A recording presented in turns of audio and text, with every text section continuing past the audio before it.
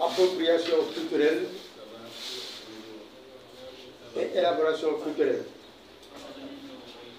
C'est le panel 1 qui a été mis en place après la cérémonie du cinquantenaire de la mouvance Réumi ML Andi Jëf Xaré.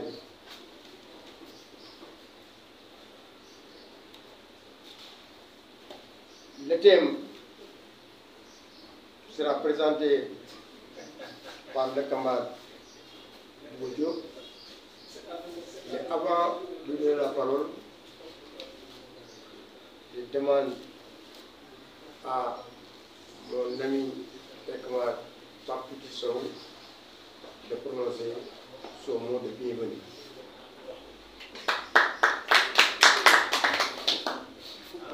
Il faut mettre j'ai compris. Il faut cliquer sur le j'ai compris. Merci. Merci mon ami Thierno Diop, modérateur. J'ai été chargé par le comité de coordination du cinquantenaire de prononcer le mot de bienvenue. Donc, au nom de ce comité, de la mouvance Réumi Andi Jëf Xaré bi, nous vous souhaitons la bienvenue à cette première session des débats thématiques. Nous exprimons notre gratitude aux responsables du Forum social du Sénégal qui ont bien voulu mettre à notre disposition cette belle salle de travail du centre de Bopp. La session d'aujourd'hui fait suite à la séance inaugurale des activités du cinquantenaire tenue le 15 juillet 2023 au Grand Théâtre de Dakar. Ce premier panel intitulé « Appropriation culturelle et élaboration idéologique » lance le processus des débats thématiques. Il ambitionne d'explorer différents sous-thèmes relatifs au patrimoine culturel, spirituel et religieux africain et au référentiel marxiste-léniniste, maoïste dans la lutte de libération nationale, panafricaine et d'émancipation sociale. Comment donc s'est posée l'appropriation du patrimoine culturel en rapport avec l'idéologie maoïste de référence? Nos travaux s'inscrivent donc dans le débat général qui s'étendra sur la période de septembre 2023 à juin 2025 et s'appuie sur la trappe historique esquisse pour une écriture de l'histoire politique de la mouvance Réumi Andi Jëf, publiée dans la brochure Anthologie mémorielle, volume 1, en juin 2023 aux éditions Ndielbel. Une esquisse qui retrace les luttes politiques, sociales, culturelles et syndicales du courant et donne ainsi le cadre de réexamen critique du processus d'élaboration idéologique, d'édification organisationnelle et de construction du projet politique de révolution nationale, démocratique et populaire. En effet, l'organisation Réumi s'est engagée au cours de ces 50 dernières années dans la lutte de libération nationale, panafricaine et d'émancipation sociale autour du référentiel idéologique marxiste-léniniste maoïste. Dans la profondeur historique et dans l'épaisseur thématique, cette plateforme de discussion, de productions intellectuelles et de publications projettera un regard global, rétrospectif et critique sur les fondements idéologiques, politiques, organisationnels et sur la gestion des ressources des militants de la mouvance Réumi. Elle sera largement ouverte à toutes les parties prenantes de la gauche au plan national, africain et international, et aussi à tous les acteurs susceptibles, par leur expertise, d'apporter un éclairage critique sur ce parcours politique si complexe, si riche mais si mal documenté et si largement méconnu des nouvelles générations. Les résultats de nos travaux seront disponibles et accessibles à tous les acteurs intéressés à l'histoire politique du Sénégal, au premier chef à la jeunesse africaine qui devrait garder le filet mémoriel, s'enrichir des succès et éviter les impasses afin d'assumer avec clairvoyance sa mission historique. Une cérémonie de restitution générale et de partage des conclusions des travaux est prévue dans la période de mai-juin 2025, qui correspondra au cinquantenaire de la répression des militants et dirigeants de Ande Dieu Khaléli. Enfin, il est retenu, au terme de ce processus, une publication de qualité portant sur l'ensemble des travaux destinés à une large distribution à l'échelle internationale et surtout en Afrique. Nous espérons fortement que cet exercice, à la fois mémoriel et de transmission, constituera un vivier d'expérience et d'enseignement pour la nouvelle génération. Elle pourra y puiser sans nul doute des ressources pour contourner les écueils tendus sur le chemin du combat politique d'émancipation sociale. Nous ne pouvons rendre le micro sans relever l'engagement résolu des camarades du groupe thématique 1, la disponibilité appréciée des amis discutants qui ont accepté notre invitation et sans saluer chaleureusement les camarades qui ont bien voulu se connecter pour suivre le débat et apporter leur part à la corbeille de réflexion. Enfin, nos remerciements à l'équipe technique en charge du Zoom et à nos partenaires spontanés de Dark TV qui nous offrent de précieuses prestations, des partenaires mobilisés grâce aux diligences de nos camarades Amaria Yassal et Diédiane. Bon débat, chers amis. Je vous remercie.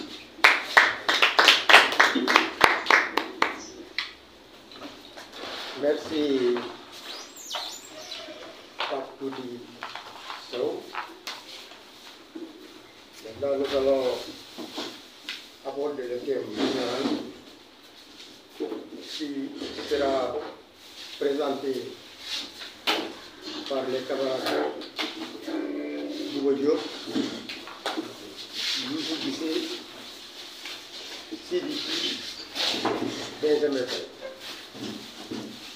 Comme rapporteur, nous avons Maurice Albert, comme discutant, professeur Joachim Diouf, économiste, notre collègue Pendamao, historienne,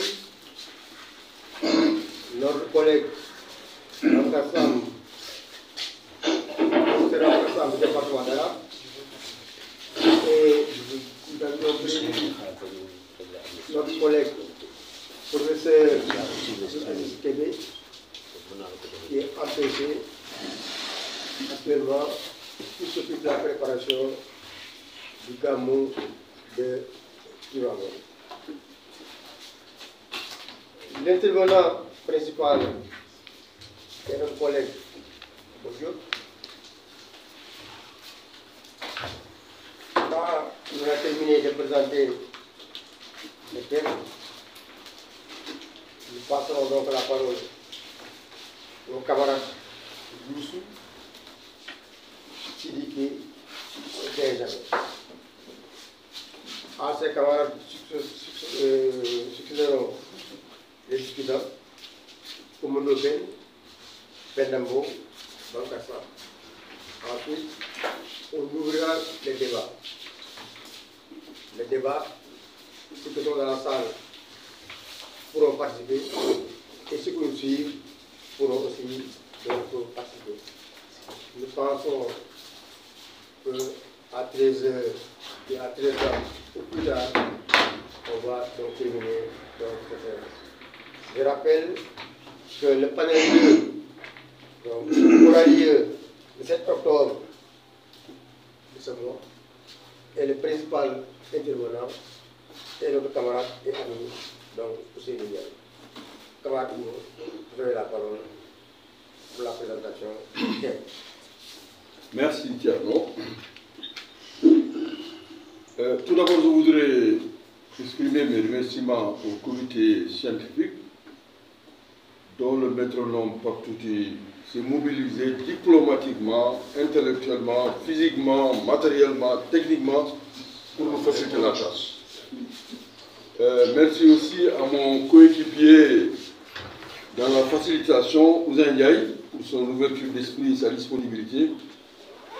Et merci aux membres de la commission thématique numéro 1. Alors, comme je l'avais indiqué au comité d'organisation et à l'équipe de facilitation, je voudrais profiter de cette première séance des axes thématiques à la fois pour faire du rattrapage, pour parler comme les étudiants, et partager en quelques minutes, donc brièvement et en résumé, mon parcours autour et dans le mouvement. Moi, je suis né à Darguet, Saint-Louis du Sénégal, sur les cartes géographiques. Et dès mon jeune âge, dans les années 60, je suis ouvert à la politique et j'ai été témoin d'événements importants de l'histoire du Sénégal, de l'Afrique et du monde. Des échos et souvenirs des premières guerres mondiales par mon grand-père maternel et mon père, témoins des activités à la fois aussi du PRA Sénégal, du PAI, de l'UPS par mes grands-mères, mes oncles et cousins, dans des demeures familiales à Balakos, à Sor ou à Sindoné sur l'île, à Saint. J'ai eu dans ma vie, ma brève vie, je le dis aux étudiants et mes enfants, 3 nationalités. Je me suis réveillé, on m'a dit que j'étais français, puis malien, puis sénégalais. Alors, j'ai été témoin d'un accueil du général de Gaulle à Saint-Louis, de la guérilla urbaine du PAI à Saint-Louis, dirigée par Majmoud Diop, le transfert de la capitale du Sénégal de Saint-Louis à Dakar, avec les traumatismes que l'on sait, puis les conflits retentissants, Dia Senghor, Senghor Cheikh Tidiane, Senghor Cheikh Anta Diop. J'ai vécu mai 68 à Saint-Louis. C'est à Saint-Louis que j'ai eu à lire à la fois Pravda et Pékin Information. Alors, moi je suis né dans une famille musulmane, respectant les kham, le culte des ancêtres était à la maison, où les confréries Khadr, Tidjane, Mourid ont cohabité et où contracté des mariages avec des familles chrétiennes et vice-versa. J'ai fréquenté 3 écoles coraniques, donc 3 étapes, Lifont, Iji, Dawal, jusqu'à l'âge de 20 ans. C'est Dakar qui m'a un peu déstabilisé d'ailleurs, parce qu'à Dakar, j'ai arrêté. Et j'ai fréquenté les écoles françaises, francophones, et si on veut, le niveau primaire, secondaire à Saint-Louis. Et c'est là où j'ai été en contact avec des acteurs, des actrices de haut niveau dans des luttes sociopolitiques. J'ai été très tôt impliqué dans des débats intellectuels, activités culturelles et sportives dans ma ville natale. Bref, en 1971, quand je suis venu à l'université de Dakar, j'avais été déjà vacciné et j'ai pu militer dans l'AGES clandestine. Je dis bien l'AGES clandestine, l'Association générale des étudiants, et avec des camarades qui sont là, encore certains sont vivants, et on a pu contourner la dissolution de notre organisation pour lancer les amicales. Je dis souvent aux étudiants, c'est nous qui avons créé les amicales, que quand on a détruit l'AGES. La suite, en ce qui me concerne, ce fut la France dans la FEANF, la Fédération des étudiants d'Afrique noire, l'ASF, l'Association des étudiants sénégalais en France, section Maison d'Afrique, et bien entendu, le lien est resté avec le Sénégal à travers l'ANTEX, l'antenne extérieure de notre mouvement, à travers le front culturel avec des expériences de production originale dans des langues nationales et des expériences de traduction de Marx, de Mao Tse-tung en Wolof. Le groupe Johnson, Tribune africaine, etc. Alors, à mon retour au Sénégal, en 1981, j'ai vécu la transition capitale. Articulation entre lutte légale et lutte clandestine, avec des soupçons, des intentions fécondes. Je n'insiste pas sur une des fameuses conférences capitales à laquelle j'ai assisté quand je suis revenu au Sénégal. C'était une conférence du doyen Abdoulaye Ly sur l'État et la Révolution, au siège d'André Diouf, alors légalisé. Et cette conférence, pour moi, c'était un tournant. Parce que le débat qui avait été soulevé, les débats qui ont suivi n'ont pas été à la hauteur. Bref, j'aurais pu évoquer l'entrée ou l'entrisme avec des hauts et des bas, les articulations entre bras légal et bras clandestin, les expériences de AJ-MRDN, de Bokk Yakaar, le premier Bokk Yakaar, dans d'autres sections thématiques et d'autres camarades le feront. Je ne vais pas ici. Bref, le retour au Sénégal, mon militantisme, ça a été dans le SAES, le syndicat autonome de l'enseignement supérieur, la FEDER, l'UNSAS, ANAFA, ASRADEC, CONGAD, PALAE, Forum social sénégalais, Forum social africain, Forum social mondial, ARCAD, etc. Bref, si j'évoque certains aspects de ce long parcours, c'est pour des raisons d'éthique envers moi-même et envers les camarades, sur le long chemin sinueux, dramatique parfois et radieux parfois, comme le montreront d'autres sessions. J'ai dû, au constat de certaines dérives, quitter les rangs de manière officielle et me concentrer dans d'autres aventures, dont l'expérience dans Taxawu Thème avec d'autres camarades issus des rangs et d'autres aussi, forces nationalistes et même marxistes. J'aurais pu ajouter les expériences de Ndawi Askan Wi, de FIPU, le CRD, etc. J'ai introduit le mot éthique, qui peut servir de lien entre culture et idéologie. Or, il ne peut y avoir d'éthique générale, mais seulement une éthique des vérités singulières, donc une éthique relative à une situation, pour reprendre Alain Badiou. Or, une situation ne peut être seulement pensée comme une multiple. Il faut aussi tenir compte des relations qui s'y trament. L'entrée par les questions philosophiques que je me suis permise est à mon avis utile, et c'est ce qui m'inspire aussi les réflexions de notre frère et ami, camarade Djibril Samb, qui a inventé le terme philologie, qui n'est pas une autre dénomination de l'ontologie, car elle englobe, à son avis, et je pense que Djibi a raison, philologie, c'est l'être, le non-être, et qui relève ni de l'un ni de l'autre, mais qui n'en est pas moins quelque chose. La philologie ouvre toutes les portes, s'intéresse à tout sens préjugé, explore tout sans clause restrictive. Djibril Samb, les premières méditations philologiques. Alors, la première question, de quoi nous réunit est le nom. Pourquoi ce nom nous réunit? En tant qu'enseignant-chercheur en langue et civilisation ancienne, je ne peux pas ne pas réfléchir sur un sujet sans m'interroger sur l'onomastique. Les noms, c'est important.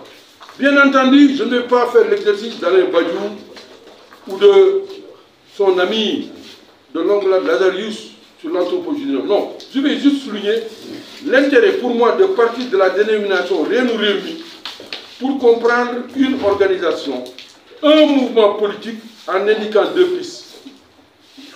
Première piste, pourquoi la langue Wolof comme référence? Deuxième question, les références possibles à la vie.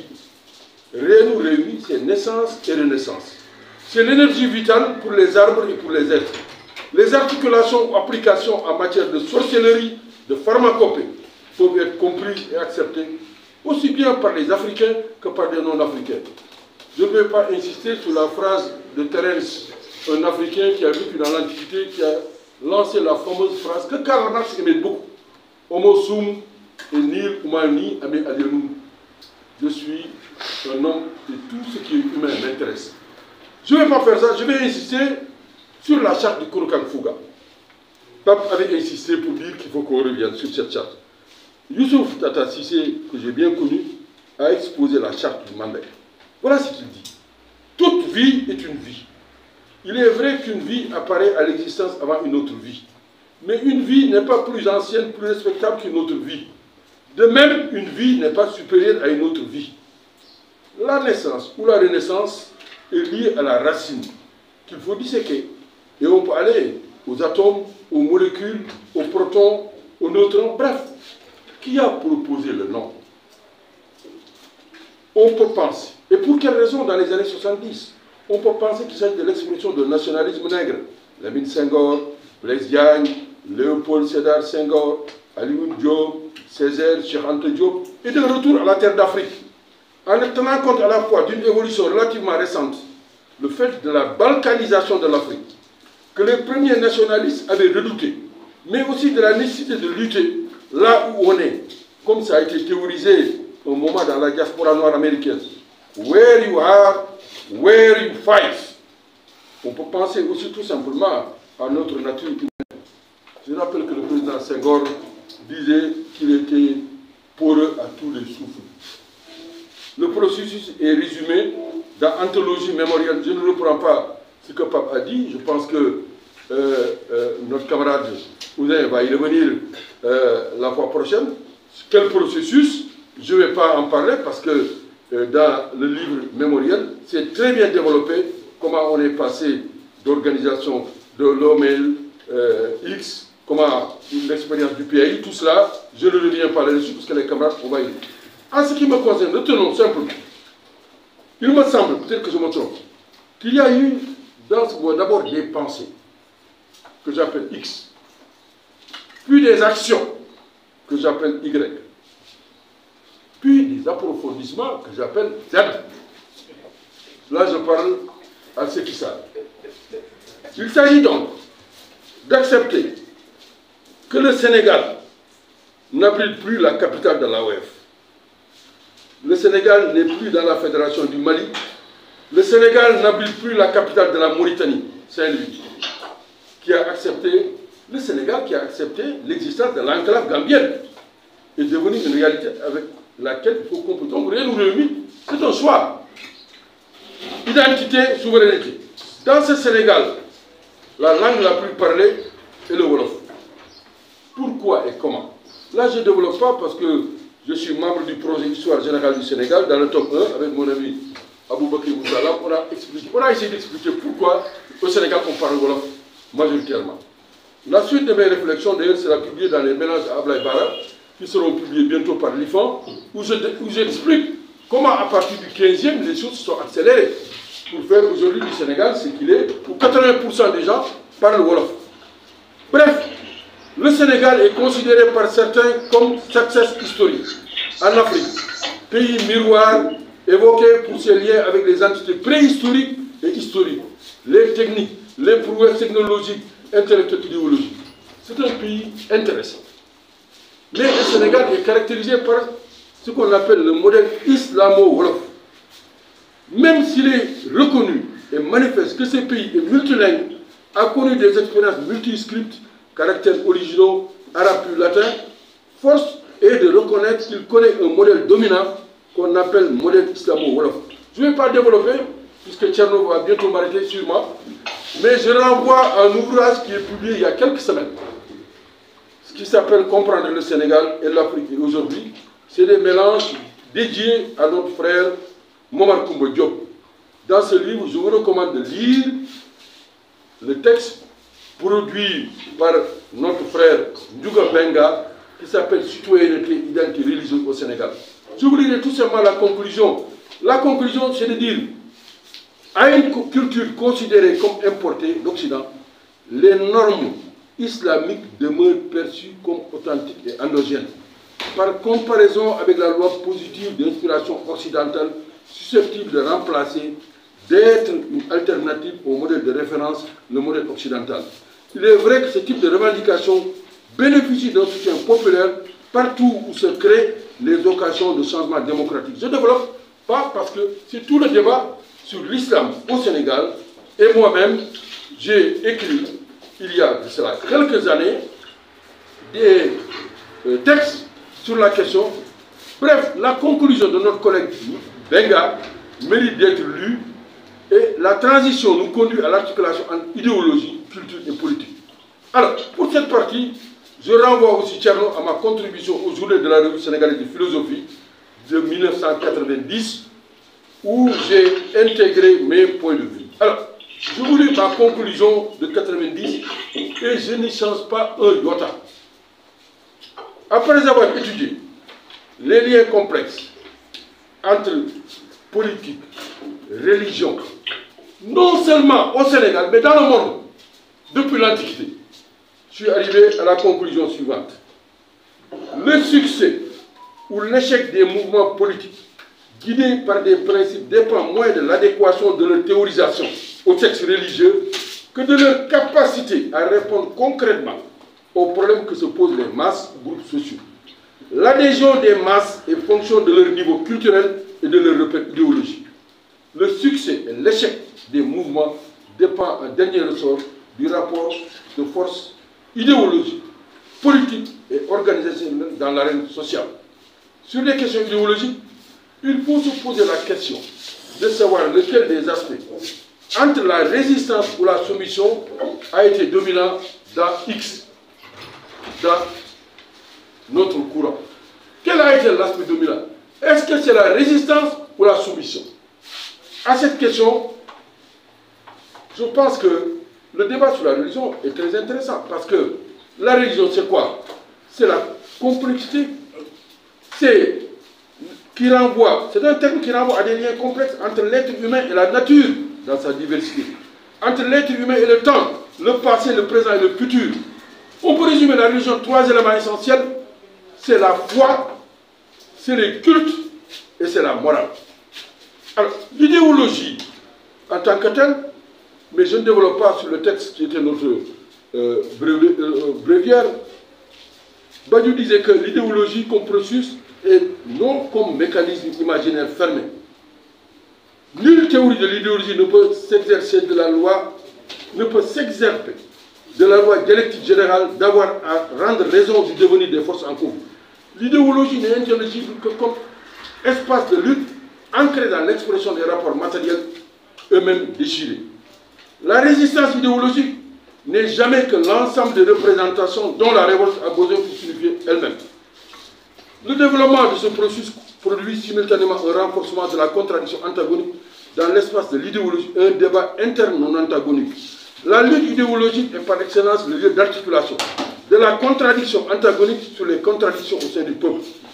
De là, la production idéologique de masse en révolte est elle-même un processus contradictoire dont il importe de saisir et de lier les éléments.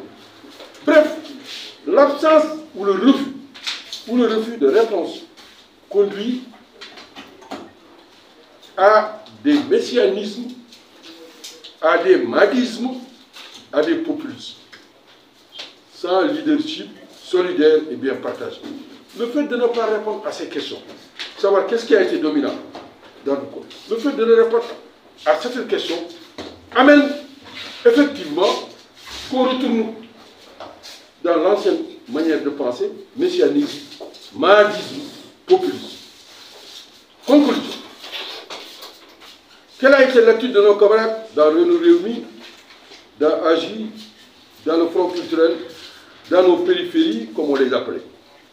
Comment expliquer que Renou Réumi, connu et réprimé par les services de l'État, je signale que la première expression de la répression, c'est dans un journal en France, où pour la première fois, le nom est écrit. Et donc, la police, elle savait. Le nom avec tous les détails. Je pense à l'article de Zoukareli, pour ce qui...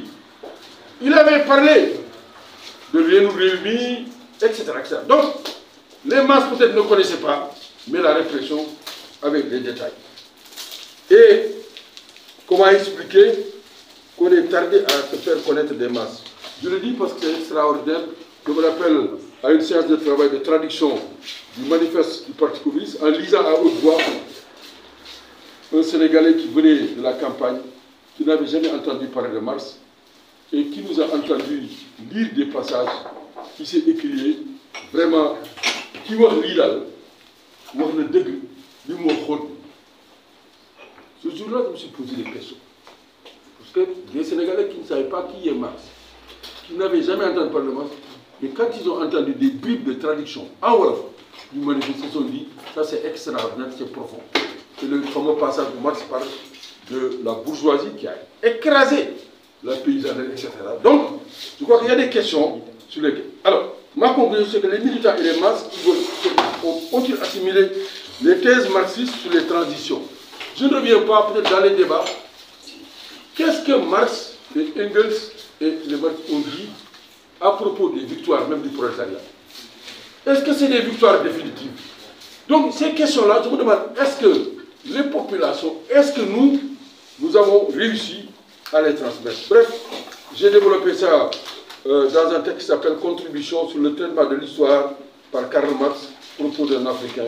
Et ça a été publié par les presses universitaires de Dakar. Quelle a été l'attitude des leaders Les débats permettront d'avoir des réponses, je l'espère. Ce que je retiens, moi, c'est qu'il y a 3 équations qui n'ont pas été courageusement adressées. 1. La question de l'État.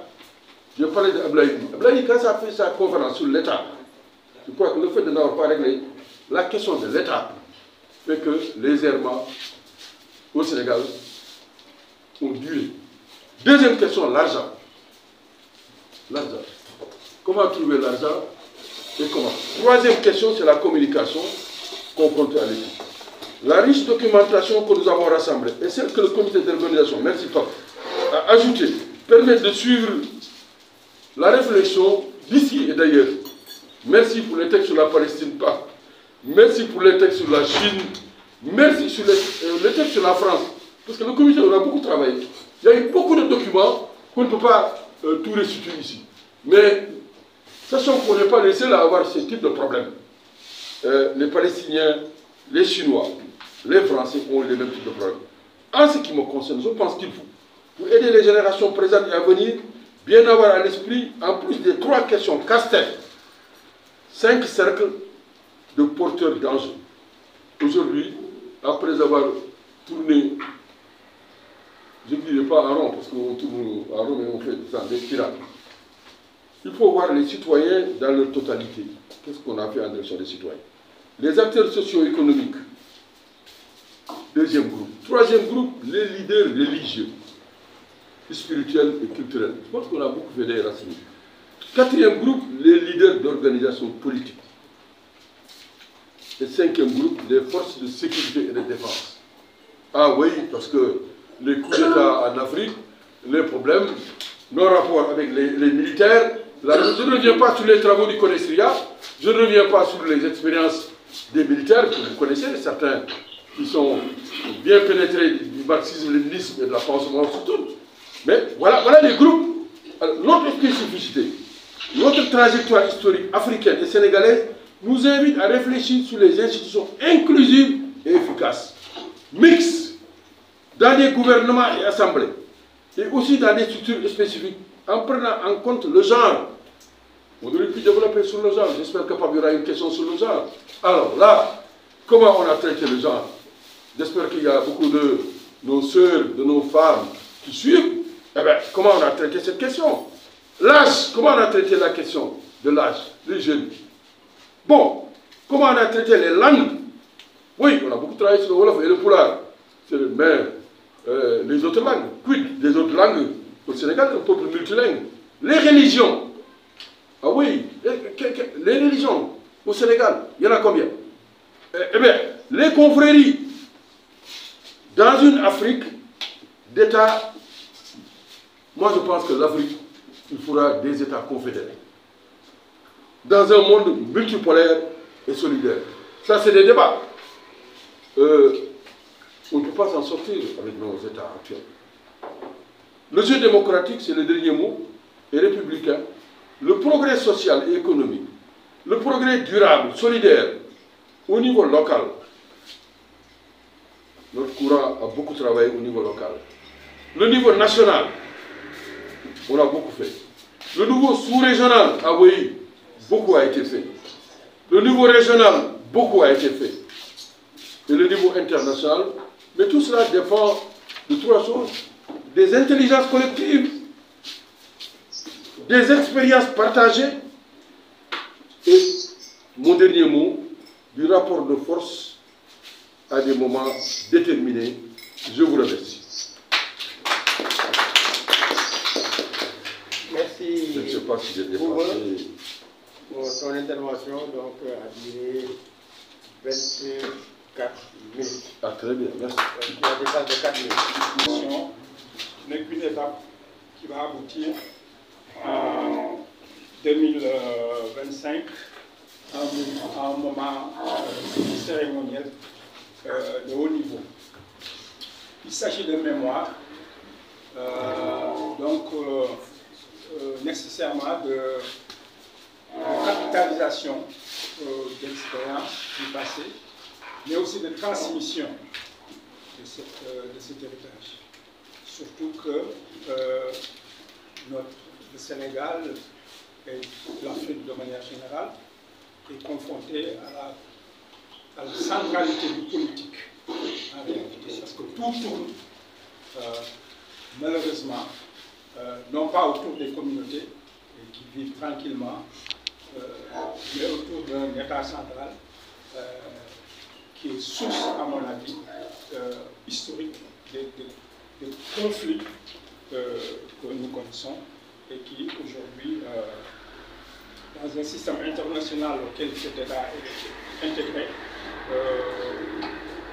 pose un problème grave de survie pour nos sociétés et de souveraineté en réalité. L'expérience de l'OMLX, donc j'aborde cette question-là, sur la dimension culturelle, en tant que prise de jeunesse de l'histoire d'un mouvement politique.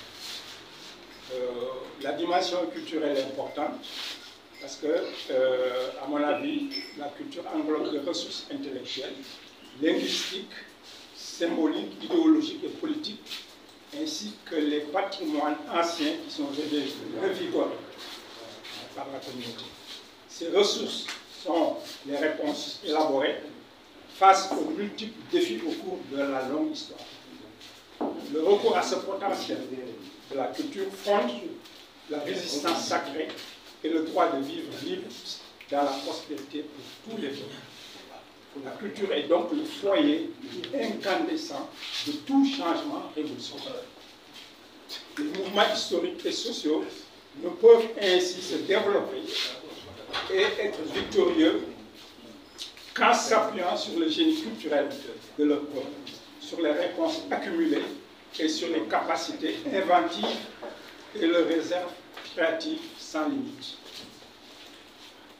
Dans la dynamique de résistance et de lutte de libération, les élites intellectuelles, les cadres, etc., ont la responsabilité de produire une théorie révolutionnaire fondée sur l'expérience de la lutte des masses, intégrant les idées scientifiques et les acquis politiques les plus avancés de l'expérience historique des sociétés humaines. Dans le cas précis de l'OMLX, ce processus culturel et politique s'appuie sur la pensée et la pratique la plus radicale de libération et de reconstruction d'un monde nouveau, le marxisme-léninisme et la pensée marxiste. La question première pour moi, c'est la question de la ligne, c'est d'interroger la ligne idéologique et politique de l'OMLX, dont le marxisme-léninisme et la pensée dans le fond. À mon avis, bien que référence de type pratique, n'a pas été assimilée de manière profonde, critique, adaptée et enrichie, mais plutôt on fait l'objet d'une lecture assez schématique, se limitant dans les ouvrages qu'on étudiait, d'abord à salaire, prix et profit, dans le manifeste en général, une partie de l'idéologie allemande, alors que des études plus profondes sur l'économie politique, la philosophie du droit, le capital, le mode de production pré-capitaliste et asiatique, les travaux sur les questions philosophiques, sur l'État, questions philosophiques, l'économie politique, ont été plus ou moins négligés dans cette formation de la direction du manière générale intellectuelle du mouvement, des cadres et de l'ensemble des métiers. Alors, pour Mao Tse-tung également, je pense que le rapport entre la pensée Mao Tse-tung et le marxisme-léninisme, qui est un rapport à la fois philosophique, épistémologique, culturel, mais également de politique contemporaine, de type de transition, etc. Cette pensée de Mao Tse-tung n'a pas été appréhendée ainsi. Et on a surtout étudié dans des textes comme la démocratie nouvelle, ou bien les idées justes, comment Yukong déplacer les montagnes. Et notre littérature a été surtout Pékin Information construisait beaucoup. Ça, c'est le premier point. Concernant le marxisme, la pensée marxiste, il n'y a pas des études profondes, philosophiques, politiques, économiques, fondées sur notre pensée. Et en plus de ça, à mon avis, il n'y a pas un traitement, une appropriation de l'héritage des expériences marxistes et nationalistes dans notre pays.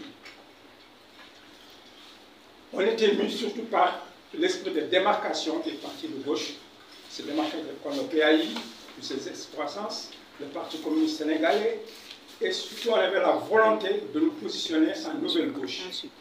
Le MLX n'a pas eu l'intelligence d'esprit, à mon avis, de considérer ces expériences politiques comme une mine d'enseignement politique. Les bilans faits de ces partis ainsi que les publications de Majmoud Diop, entre autres, n'ont pas été perçues de quelque utilité. Cette posture a été la même vis-à-vis des partis progressistes et nationalistes comme le RND et le Front Sénégal, dont les leaders Cheikh Anta Diop et Ablaye ont contribué à asseoir pour le premier les bases solides d'une anthropologie endogène des civilisations africaines et pour le second l'économie politique du néocolonialisme central dont vient de parler beaucoup. Alors, sur le plan idéologique, j'estime qu'il y a des mythes fondateurs de notre mouvement. C'est vrai que les mythes ont leur importance dans l'histoire. Ils ne s'opposent pas à l'histoire. Les mythes accompagnent l'histoire et ont une fonction donc, de valorisation, d'enracinement culturel, etc., etc. Mais dans le cadre de l'EMLX, les mythes fondateurs sont d'origine étrangère, plaqués sur une réalité endogène. Ces mythes-là sont aliénants, non opérationnels, et ont été un obstacle à la pensée créatrice politique. Plus grave, ils jouent une fonction conservatrice de l'ordre social, de la hiérarchie prétendument démocratique de l'organisation politique. Le premier mythe, à mon avis, qui a accompagné la genèse de l'histoire de l'OMLX, c'est le mythe de mai 68. Ce mythe de la genèse conforte la conscience révolutionnaire de la base en donnant une sorte de légitimité historique au mouvement, tout en servant à mettre sur un piédestal ses dirigeants, acteurs du grand événement. Ces derniers sont nés des flammes ardentes des combats héroïques, une forme de sanctification des dirigeants. C'est un mythe. Si on examine bien mai 68, on verra qu'il y a beaucoup de choses. On lui a donné une importance dans l'histoire révolutionnaire qui peut-être n'est pas aussi réelle.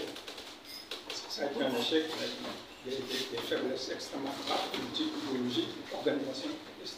Et le régime a pu survivre à ces mythes. Donc, le deuxième mythe fondateur, à mon avis, c'est le mythe de juin 75.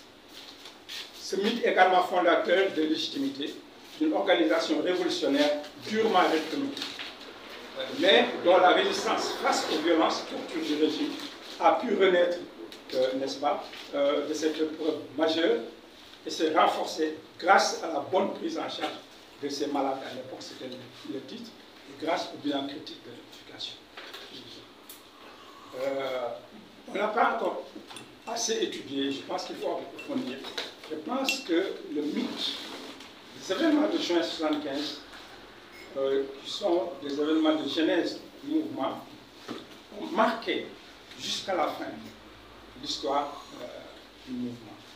Dans ce type d'organisation, dans une sorte de psychologie, une psychologie de la répression, une psychologie de la clandestinité qui a renforcé le secret, etc., qui au finish ont eu des aspects très négatifs dans l'organisation démocratique. Il faut remonter un peu. J'ai passé une semaine à travailler. Tu comprends? Le mythe, troisième mythe, c'est le Mao Zedong. Parce que là aussi, il y a quelque chose à dire. Parce que, bon, c'était un dieu pour nous, etc., etc. Et à mon avis, on n'a pas approfondi l'expérience. C'est de Mao Zedong et son expérience politique dans l'histoire du développement de la pensée marxiste en termes aussi de civilisation. Alors, donc, ça c'est le premier point. Le deuxième point, c'est la question de la formation sociale. Je pense qu'on n'a pas, notre pays, le Sénégal et la région, sont peut-être les plus documentés de toute l'Afrique, en termes de recherche sociologique, historique, archéologique, économique. Il y a toutes les études. Le Sénégal est saturé d'études scientifiques. Au moment où nous, on n'a pas profité de ça. Il faut le dire. Peut-être certains cadres ou certains dirigeants, mais en réalité, on a été à côté de ce savoir très, très dense sur tout le pays. Mais voilà. Donc, ça fait que sur la question importante pour nous de la classe ouvrière, celle-ci n'a pas été appréhendée dans les conditions spécifiques de production en tant que classe particulière, ni dans ses formes de reproduction culturelle et sociale. La prolétarisation dans les conditions du développement inégal capitaliste dans notre pays a produit des identités ouvrières déterminées par la segmentation industrielle, des catégories de travail diverses, le passage dans l'informel des ouvriers et aller-retour, par l'intensité des liens avec les milieux d'origine ruraux, mais également par l'ancrage dans les associations confédériques qui étaient présentes dans les entreprises, même plus puissantes que les syndicats. Donc tous ces éléments font qu'il y a une réalité identitaire très hétérogène de la classe ouvrière qui, malgré des grèves violentes, etc., étaient en réalité, ces grèves-là, ces mouvements étaient en réalité spontanés. Et la preuve aujourd'hui, c'est dans quelles conditions se trouve la classe ouvrière, les syndicats ouvriers. Donc, la lutte des classes, comme l'a dit Bouba tout à l'heure, il y a une ignorance de l'État. Et pourtant, je me souviens, dans les années, début des années 80 même, il y a des publications à la vie sur l'État au Sénégal. Là, il dépasse la notion de recherche, parce que les recherches sur l'État ont été parasitées plus ou moins par l'approche politique, juridique, et non par une approche d'anthropologie politique qui fait qu'effectivement, l'État nous a apparu toujours comme un certain mystère, et avec une force d'attraction magnétique à laquelle le mouvement finalement n'a pas résisté. Parce que il y a cette... Donc, ces éléments qui ont affecté la formation dans le parti, le niveau de formation des cadres, a amené à constater en fait la réalité, il y avait un bureaucratisme au bout avec ces mythes, ces manques d'études approfondies sur la réalité sociale, de liaisons effectives avec les masses. Je ne parle même pas de la classe de la paysannerie qui était totalement ignorée, etc., etc. Et les autres classes intermédiaires, la bourgeoisie, les classes moyennes, etc. Bon. Donc, problème de bureaucratie, de gestion du système qui était très puissant. Il y avait tout. Il y avait la sécurité, l'antex, il y avait c'était un parti puissant, à mon avis.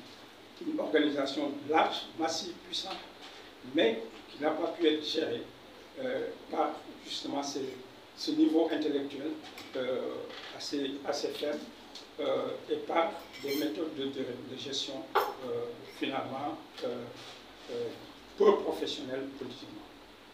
Alors, tout ça a été compensé maintenant par le gambarisme, par les lectures, le roman indomptable, il y avait un système aussi idéologique de compensation des faiblesses politiques et organisationnelles, de philosophie réelle par un enflammement, voilà, du courage, du jom, du nangamoti nangam. Alors, le fonds culturel dans tout ça, pour terminer rapidement, je crois que c'est important. Il faut s'arrêter à ce niveau-là. On ne peut pas étudier, faire le bilan critique sans s'arrêter au fonds culturel sénégalais, qui était animé par des militants linguistiques et des travailleurs culturels d'avant-garde, qui ont encouragé la publication en langue nationale, comme vient de le dire, pour diverses publications en sciences, en politique, en littérature. Et ce fonds a développé la prise de conscience et entraîné la mobilisation des jeunes, des gens du peuple autour d'une nouvelle vie de résistance à l'oppression. Dans les quartiers phares, la culture, la créativité artistique florissante révélait des talents insoupçonnés, poètes, comédiens, musiciens, écrivains, chorégraphes, rivalisés d'ardeur. Cette dimension étincelante de la révolution a été décapitée par les tenants du retour dans les entreprises pour y créer des cellules communistes d'entreprise. Les acteurs et les travailleurs culturels du Front culturel ont été les premiers à s'opposer d'ailleurs à la direction qui, à l'avis de nombreux cadres attentifs, considérait déjà la crise de la milice comme une crise de direction politique et stratégique. Je m'arrête là.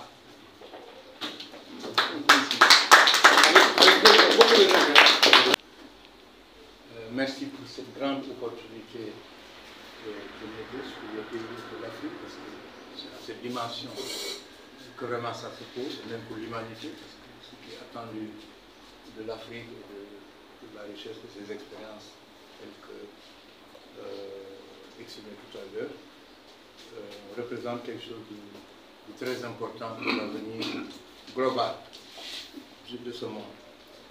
Alors, je vais très rapidement vous donner des points d'indication sur une communication que j'ai intitulée l'exemple de la Kora dans la lutte de libération nationale du PAIGC et dans une dynamique territoriale mandingue sénégalienne. Parce qu'il s'agit de culture, il s'agit d'appropriation, et l'enjeu de l'appropriation, c'est directement la question des capacités et des transformations. Tout le reste avant les études, tout ça, c'est fondateur, c'est très important. Tous les mécanismes en fait, d'organisation dont on a parlé, c'est très important, c'est très instituant. Mais au finish, pour ce qui est des changements sociaux, institutionnels et politiques, ça se lie centralement au niveau de la problématique globale des appropriations. C'est pour cela, vraiment, notre cadre est très très pertinent. Alors, pourquoi la question de la Kora? J'ai envoyé les textes pour ceux qui veulent suivre. Hein. Parce que la question de nos instruments, c'est posée indirectement, c'est le principe de poser la question de nos instruments, de nos cultures, de nos musiques. Mais là, nous avons une expérience pratique intéressante qui a été développée par le PAIGC. Parce que la Kora est un instrument ancien qui a connu plusieurs évolutions, d'une, 2, 3 à 19 cordes dans le mandé. Mais la version actuelle contemporaine, la plus intéressante, a été développée en Gambie. Alors, la Kora porte en fait toute la communication culturelle du mandé et de l'Afrique de l'Ouest. Sans Kora, il n'y a pas d'information d'appropriation d'histoire. Sans Kora, il n'y aurait pas eu les grandes épopées. Parce que la veille, en fait, les Koras sont joués. Sans Kora, on n'aurait pas connu la charte, certainement, première des chasseurs, parce que les chasseurs, c'était l'effigie, c'est aussi le Kora dans ses premières formes. Mon nom est Dicor et Dicor. Donc, la Kora est essentielle, à côté des autres instruments, tous les instruments, que ce soit le khalam, hein, on connaît, comment il s'appelle encore, notre feu, Samba Diabar Samba, patrimoine universel, c'est pas sénégalais ou universel, peut-être on n'est pas allé au bout de tout ça. Merci de tout ce qui a été fait. Nous tous nous sommes informés, on passe dessus rapidement. Pour retomber, pour dire que le PAIGC a eu l'intelligence d'utiliser la kora avec des chansons créoles, la kora est mandin, mais a été utilisée dans toutes les autres langues, mais principalement avec le créole. Je parle ici devant des spécialistes du portugais et du créole, langue de résistance globalement, pour sécuriser l'installation des bases, les dynamiques de lutte et de confrontation armée avec le colonialisme. Et ça a permis, comme des radars, et ça a permis une grande efficacité dans les victoires du PAIGC. Parce que, un détail important, dans des zones de rivières et de vallées, la rapidité de la progression des sons, ça c'est une dimension technique, neurologique, etc., scientifique, est extraordinaire. Ce qui fait que quand on joue en fait la kora ou le balafon dans des zones d'eau, etc., tout ça, sur des dizaines de kilomètres, en fait le message est perçu. Et qui doit faire quoi, où, avec qui, en termes militaires, était tout de suite, à l'instant, mis en œuvre. Alors, ce qui fait que, je passe dessus, dans le texte, vous avez j'ai repris certains éléments en portugais, certains éléments, en fait, en mandin, les différentes versions de Tiedo, parce qu'il faut savoir que la kora, après, a été aussi l'instrument central au niveau du gabou. Je passe dessus, c'est quoi le gabou? Nous, c'est le 19e, en fait, nous avons un professeur ici pour connaître moi. Mais on ne peut pas comprendre la question de la kora sans connaître aussi, en fait, ce qu'a représenté le gabou et par la suite la Sénégambie actuelle. Alors, donc, au niveau du mandin, au niveau du gabou, au niveau de la lutte de libération du PAIGC, la kora a été un instrument qui a été valorisé et qui a participé à la grande victoire, en fait, à l'indépendance de la Guinée-Bissau et des îles du Cap-Vert. Dans notre dynamique avec le Front culturel, nous avons utilisé nos instruments. Du sabar au khalam, à Kaolack nous-mêmes, etc. Les grands khalamistes du Saloum ont été utilisés dans nos troupes. Quand Kaolack était un pôle puissant culturel avec les shérifs, etc. Et avec la professe, et ça a donné des chefs-d'œuvre. Globalement, nous savons tous que la musique, etc., tout ça est très important et va plus loin, en fait, que les textes. Va plus loin que la recherche. Les fonctions ne sont pas les mêmes. Elles sont très complémentaires, pas de confusion, mais qu'on aurait pu aller plus loin. C'est tout l'enjeu et toutes les difficultés qu'on a eues avec l'arrêt, j'allais dire désastre, avec la liquidation du fonds qui nous a laissé tout ce patrimoine. Alors, je passe au deuxième point, très rapidement, pour dire que dans la zone sénégambienne, la kora a été utilisée dans les années 70-80 pour stabiliser une crise d'identité. Parce que la communauté mandingue, de par la Gambie, le Sénégal, la Guinée-Bissau et en partie en Guinée-Conakry, était dans une crise identitaire. Parce qu'on sortait de l'indépendance, des années, on commençait les années d'indépendance avec pas grand chose. La Guinée-Bissau venait de se libérer avec toute l'influence, parce que la libération de la Guinée-Bissau ne concerne pas seulement